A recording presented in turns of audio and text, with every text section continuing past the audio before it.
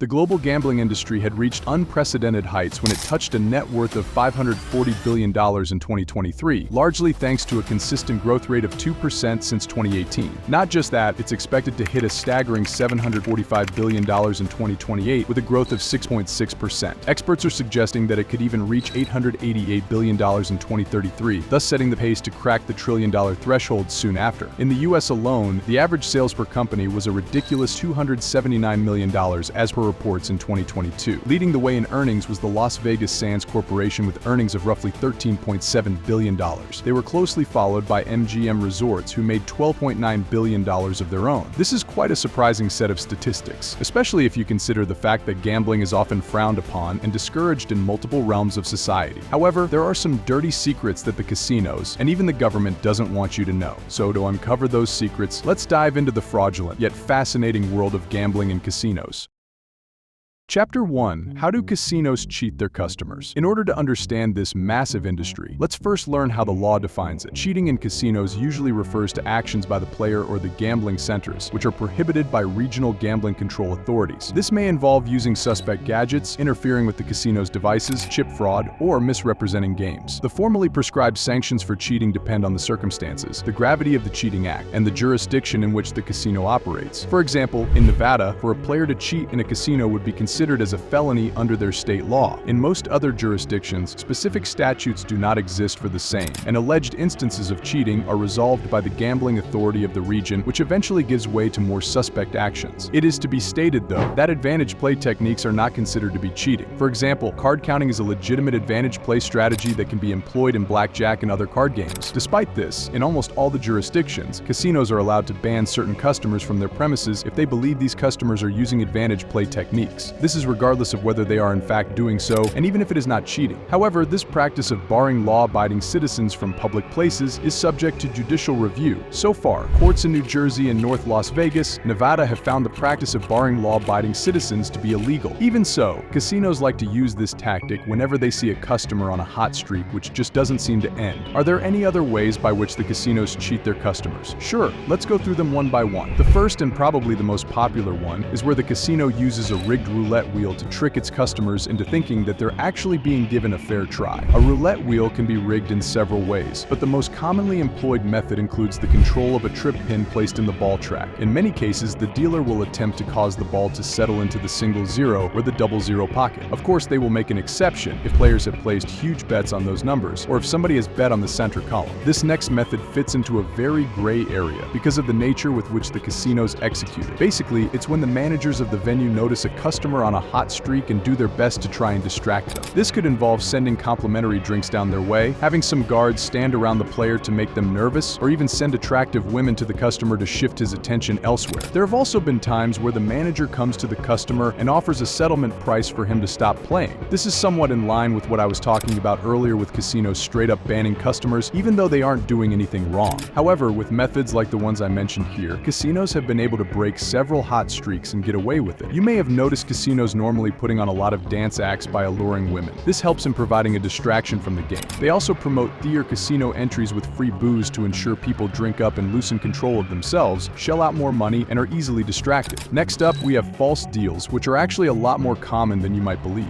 A dealer may be able to deal the second card from the top, which is used in conjunction with marked cards, or the ability to deal the bottom card of the deck, which is used in conjunction with placing desirable cards at the bottom of the deck. A perfect example of this is the mechanic's grip, which is one of many ways to comfortably hold a deck of cards. The standard grip is taught in many dealer schools around the world. It is also widely used in abundance by magicians and card cheaters as it provides a sturdy and versatile means by which to hold the cards. Covering the deck with the hand allows the holder to manipulate the cards so as to view the top card's face, which is extremely useful in poker or blackjack. Now, something that you guys must have heard of is the art of false shuffles and cuts. Here, a dealer may seem to mix or cut the cards while retaining certain cards or the whole deck in a desired order so as to gain the desired result regardless of what the customer may call out. Another method is when a dealer uses a deck of cards that does not have the standard composition. This is usually done as per the dealer's convenience so that they know exactly how to play their hand when the customer thinks he's about to win big. One of the many terms used for this kind of cheating is cold deck. Next up is the famous scam known as loaded dice, also known as a weighted cheat or crooked die. This is essentially a selected die that has been tampered with so that it will land with the specific side facing up upwards more often or less often than a fair die would. There are several methods for making loaded dice, including rounded faces, off-square faces, and weights. Casinos and gambling halls frequently use transparent cellulose acetate dice as tampering is easier to detect than with opaque dice. Sometimes casinos go out of their way to ensure the customer has no chances of winning by using rule sets that are not sanctioned by any gambling control authority. However, this method is not at all encouraged, even by corrupt government officials, so it's very rare for a customer to be cheated this way. Next up is using slot machines, which pay lower than the statutory minimum. These machines also come under the highly frowned upon method of using different rule sets, but it's somewhat easy to get away with it because of the low probability of winning anything from the slot machines in the first place. Another common method is false advertising, wherein customers are not paid as per the advertised promotions. Yes, people can try to sue for misleading advertising, but casinos usually get away with the typical terms and conditions apply, a statement that is attached in microscopic fonts on these ads. An extremely popular method, particularly in the United States, is mail fraud. This happens when a casino sends a mail offer to their existing or potential customers, but do not honor the offer once the customer is at the venue. This allows them to execute a bait and switch model, wherein the customer is then pushed to try out another offer which happens to be a lot more expensive than the one that was advertised to them. The casino is primarily relying on the customer to just go ahead with the offer now that they've reached the venue anyway. A highly unethical and outright illegal tactic is the usage of rigged video poker machines. A perfect example of this can be seen in the Vegas American coin scandal, which led to a murder full of conspiracy. What is it exactly? Don't worry, we'll be talking about it in the next segment of this video. Similarly, we will also be discussing rigged drawings, such as the one at the Venetian, Las Vegas. Another form of cheating is done through corrupt regulators, such as Ronald Dale Harris. His story will also be discussed within the next segment. The final form of cheating that has been recorded is the usage of a computer to gain an edge over the players. It's not exactly like making AI fight against humans, but basically using technology to analyze patterns and take measures accordingly. Chapter 2: Famous Scandals. When it comes to cheating people or even having moles in their own operations, casinos have been at the forefront of some rather expensive scandals. Having said that, let's take a look at some of the biggest scandals in the history of gambling. 1. American Coin's rigged machines and mystery murder. In the early 1980s, the company American Coin was a pioneer and leader in video poker machines. It was basically the way to the future because every single thing was being pioneered in a way to cater to the tech industry. There was a lot of money to be made, and American Coin was in a good place to earn it, having been a family venture led by Frank Romano, his wife Maria, her father Rudolph LaVecchia, and her brother Rudolph Jr., also known as Rudy. American Coin's machines worked in a manner where even if the cards were dealt somewhat at random, a built-in memory would keep track of how often a machine pays off the customer. Romano explained, and I quote, "When you had developed a program that was going to be inserted into a video gaming device, that program was copied and given to the Gaming Control Board lab. It was this kind of safeguarding that led to a raid in 1989, and an agent with the board had estimated that around half of American Coin's 1,000 gaming slots were actually rigged. As a result of this, the company had made roughly $17 million in illegal profits. The electrically erasable programmable read-only memory chip, also known as EEPROM, had containing the code which had been modified not to pay royal flushes with the maximum coins bet. What really baffled industry insiders was why a coin machine company would risk disciplinary action by installing unapproved EEPROM programs. After all, there was no need to do such a thing since slot machine companies were doing quite well at the time. A lot of attention was then focused on the man who programmed the chip, Larry Volk. In his testimony, he had admitted that he was approached by the LaVecchia family to pull off this scam, but also maintained that Frank Romano was never involved in those discussions as he never even knew what had occurred. Volk was ready to reveal a whole lot more, but on the evening of October 1st, 1990, he was shot to death in his driveway. The LaVecchia family was imposed a fine of $1 million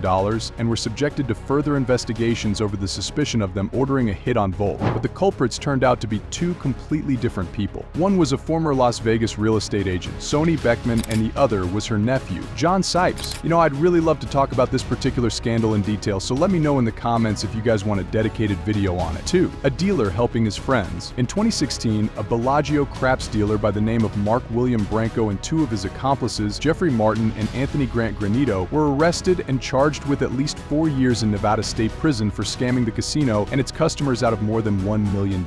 According to the Las Vegas Sun, the group would go to the craps tables that Branco and another dealer were manning and place phantom hot bets or high-value bets. These would be related to a specific combination of numbers on the dice that would be rolled. The Sun reported that one of the two players would mumble something that sounded like a hot bet without giving too much clarity to the other players around them. This meant that the witnesses at the scene of the crime could not say for sure exactly what the player was betting on. Since one of the dealers was in on the scam, he would pay out the prize money as if the hot bet player had correctly wagered on whatever fell. Not only did this cost the casino money, but the gang was essentially robbing from all the other people betting at their table as well. The group tried this trick for a ridiculous amount of 76 times over 2 years, as per the testimonies of the concerned officials. According to the Las Vegas Review-Journal, the casino personnel caught on to this scam when they realized that the group's luck-defied odds stacked at 452 billion to 1. In simple words, pulling off this kind of success was more impossible than impossible itself. When the legal proceedings ended, the group was ordered to pay hundreds of thousands of dollars in restitution by the Clark County District Court judge, as per the Reno Gazette-Journal. Branco is currently serving a sentence of 10 years in prison, which can be reduced to 4. He is also now number 36 in the Nevada Gaming Commission's Black Book, which makes it a felony if he ever enters a casino for the rest of his life. 3. Building a bond between gambling and money laundering. From the years 2009 to 2013, popular sportsbook operator Cantor Gaming was caught in a massive illegal gambling and money laundering scandal. According to Reuters, the company's former director of risk management, Michael Colbert, and his staff had knowingly taken large, illegal deposits from out of state and processed the illegal winnings into their own casino in order to wash it off and show it as clean money. The staff also allowed 2 illegal bookmakers to launder money through the company using similar tactics over a period of time. The Las Vegas Sun reported more than $2.8 million were seized in 2012 in an initial probe. This led to a total of 25 arrests being made, including that of Colbert himself. Cantor Gaming, which now goes by the name CG Technology, agreed to pay a whopping $22.5 million to resolve these issues in 2016. Colbert pleaded guilty in 2013 and faced up to 5 years in prison, but his charges were dropped with the settlement, according to Casino.org. This is actually a prime example of how people can get away with such scams by simply paying a penalty fee. Sure, Cantor Gaming paid a lot of money to clear their name, but it still isn't known to what extent they were laundering illegal funds. So in hindsight, this could have been a small price to pay for redemption. 4.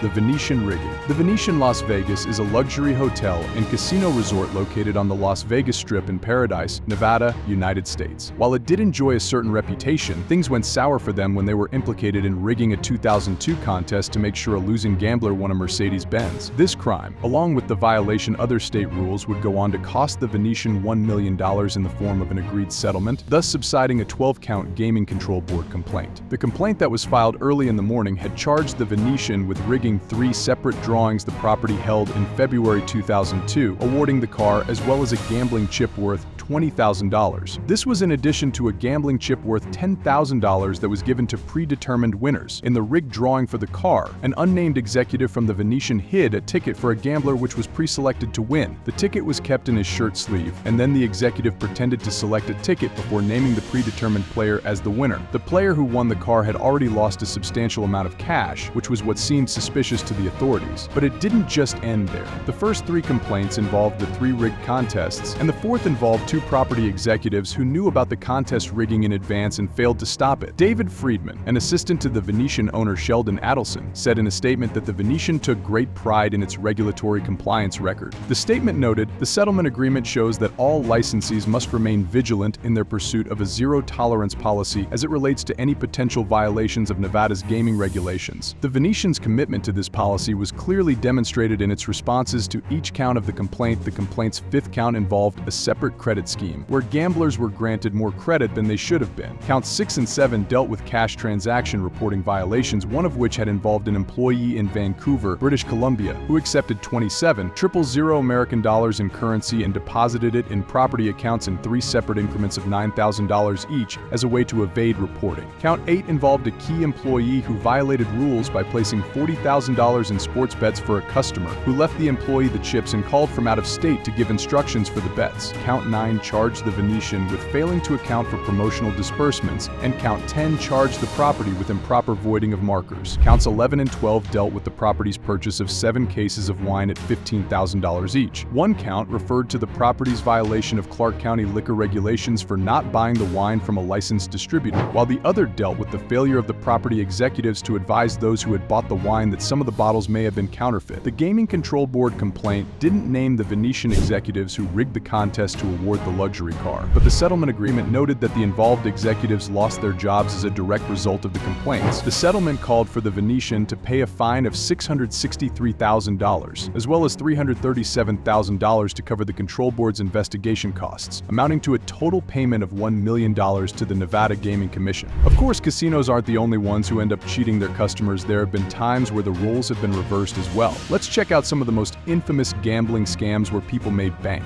1. The infamous MIT Blackjack Team. From the 1970s to the 1990s, the MIT Blackjack Team used card counting techniques to beat casinos and earn millions of dollars. The team was composed of students and ex-students from MIT, Harvard, and other prominent schools, which meant each of their members was a sharp shooter. The group was one of the first blackjack groups to use organized and scientific tactics to beat casinos at their own game. The group's ringleader, Bill Kaplan, trained more than 100 blackjack players over the years and supposedly made a staggering amount of $10 million for himself, an investor at casinos around the world, according to Inc., which described his card counting as frowned upon but legal. Eventually, casinos caught wind of the elaborate scheme and began barring members of the team from gambling. Although some members continued to play into the 2000s, the team had mostly broken up by 1993. The team's exploits helped inspire the 2008 movie 21. 2. A software designer who rigged slot machines. In the early 1990s, there was a certain man named Ronald Dale Harris, who was a software engineer specializing in writing anti-cheating software for the Nevada Gaming Control Board. This seemed like a good enough job, but in secret, Ron was actually coding machines with a hidden software switch that paid out huge jackpots when players inserted coins in a certain sequence. As per reports from CNN, Harris rigged 30 machines before getting his accomplices to play the slots and walk away with hundreds of thousands of dollars, most of which were pocketed by the scientific mastermind. Of course, such methods could only take you so far, and it all ended when Harris was eventually caught when one of his accomplices was busted trying to rig a game of Keno in Atlantic City. Harris pleaded guilty in 1996 to 4 counts of slot cheating, as per the Las Vegas Sun, and was sentenced to 7 years in prison. 3.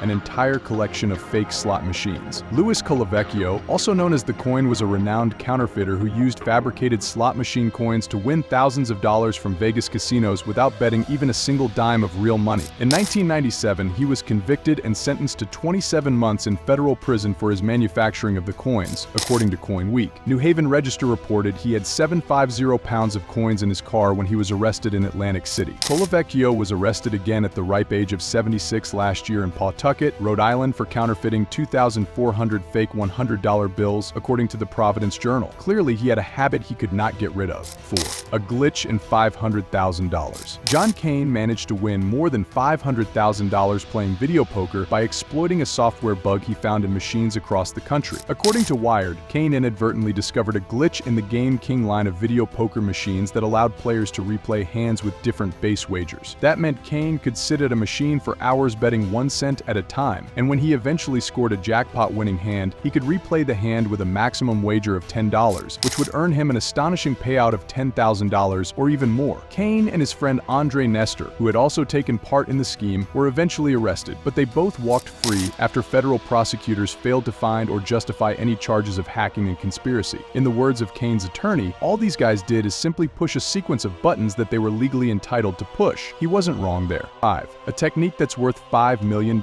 A certain man by the name of Richard Marcus had made a move to Las Vegas, but he soon found himself homeless. Luckily for him, he found a job as a blackjack and baccarat dealer within due time. As he learned the ins and outs of the games, he discovered ways to cheat the system, and these are not my words. He has claimed this on his own website. One of his most successful scams was pass posting, or late betting, in which he'd wager low amounts, wait to see if he'd won, and then discreetly swap out low-denomination chips for higher-value ones to earn huge payouts. His sleight of hand could turn a win of $300 into a massive $10,000 within a matter of seconds. According to CNET, he was eventually caught by law enforcement, but was never convicted due to lack of sufficient evidence to prove the nature of his actions as illegal. Thanks to this, he managed to swindle more than $5 million from casinos. Now, Marcus is a casino protection consultant and sells books about his escapades.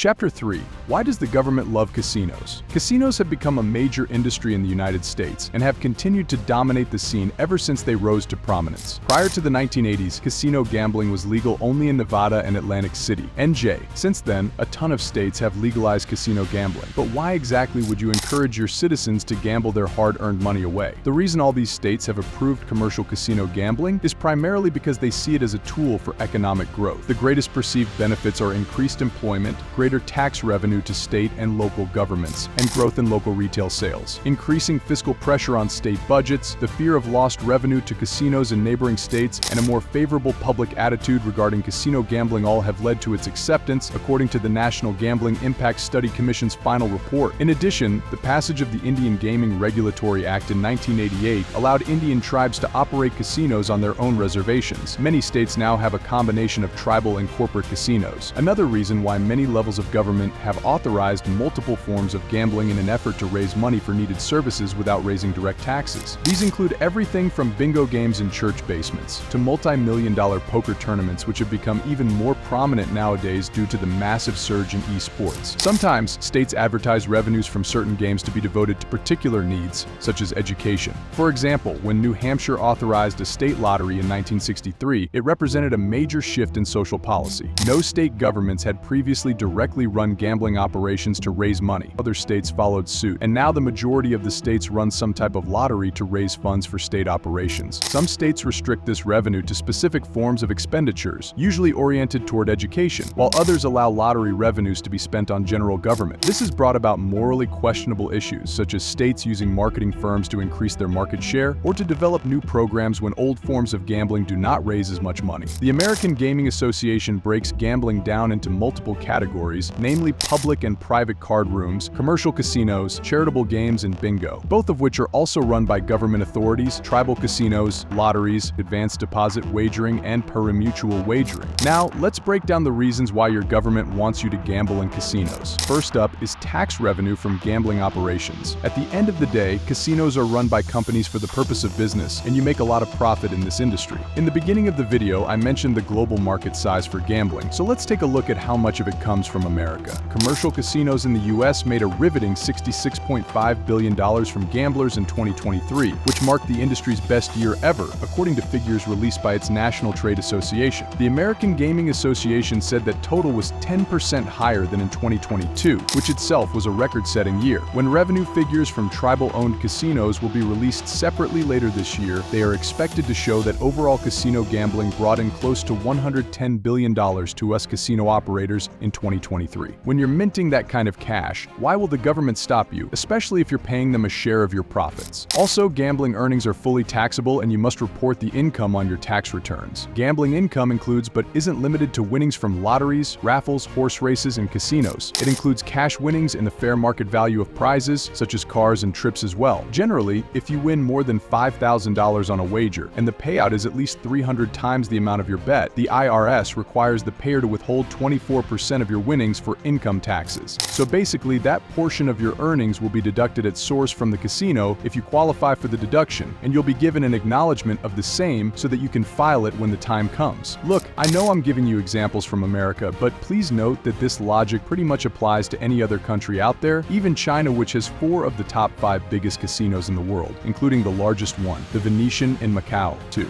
Next up is the creation of jobs in casinos all over the world. Even in developed countries like the United States, unemployment is still a major concern, and casinos help mitigate the situation by offering jobs to tons of people. There are so many profiles to be chosen here. You could be a bartender, a member of housekeeping, a surveillance manager, a security guard, a showgirl, an in-house musician, or DJ, a chef. There are so many options for people with the right skill set. Oh yeah, and there's also the corporate stuff like administration, marketing, accounts, public relations, and so on. So yes, if someone's losing $1,000 at the casino, someone else is earning a salary from that cash. 3. Another benefit for the government is that the establishment of a casino will fuel the local economy in the way of supplementary businesses. This could include hotels, restaurants, convenience stores, and extends to supplier businesses such as manufacturers of chips, slot machines, and similar equipment. I'm sure everyone here has heard of Caesar's Palace, right? It's the ultimate experience of hospitality and decadence, which is why its parent company Caesars Entertainment earned a net profit of $11.5 billion last year. Caesar's Palace is one of 60 properties under the company, but it alone has generated business for so many local industries industries. 4. Now I've mostly spoken about the benefits from an ethical perspective, but it goes without saying that there's a lot of corruption in the gambling business, and the government gets a handsome cut of the earnings under the table. Most of these earnings come in the form of bribes, and then there are also cases of politicians receiving preferential treatment by top casinos so that they can overlook some shady paperwork from their end. There are also large-scale scandals when it comes to politics and gambling. A perfect example would be the Jack Abramoff Indian lobbying scandal. It was exposed in 2005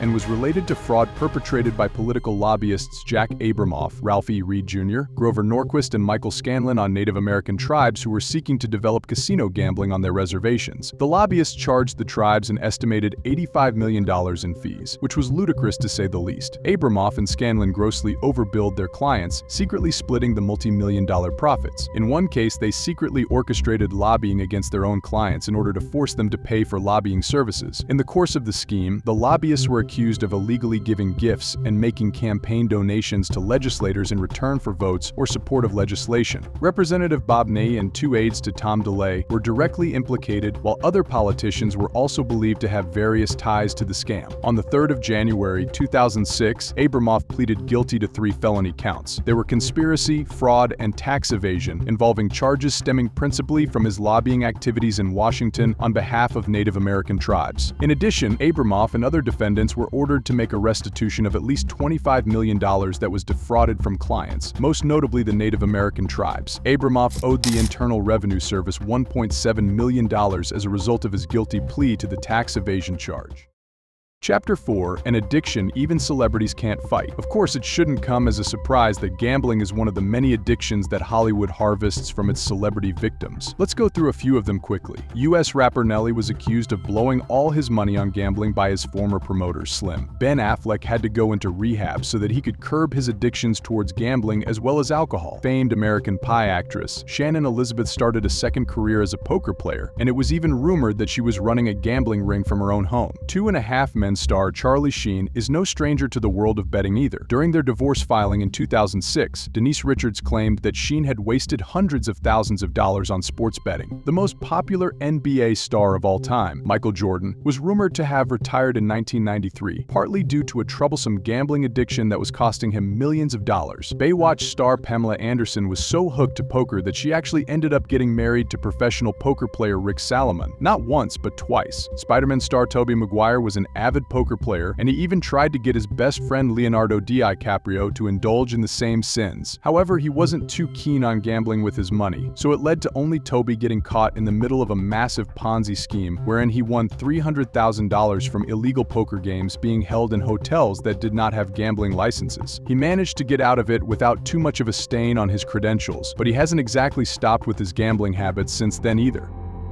Chapter 5. How do you stop it? Long story short, you can't really stop gambling because it isn't illegal to blow your money on luck. Of course, there are certain countries where casinos aren't allowed, such as India, UAE, and other Islamic countries, but even in such cases, there are loopholes which can get exploited. For example, in India, the law prevents any kind of casino from being built on the country's land, but there is no such provision for water, which is why the state of Goa has casinos inside cruise ships that are simply floating in the sea. As far as cheating is concerned, it can be reduced by employing proper procedures, which would involve certain standardized ways of shuffling cards, dealing cards, storing, retrieving, and opening new decks of cards. Most casinos are obliged to have an extensive array of security cameras and recorders which monitor and record all the action in a casino, which can be used to resolve some disputes. Some casinos use facial recognition software to detect known cheats and criminals as well. However, these are simply precautionary measures, and they can't completely rule out the highly impactful world of illegal gambling.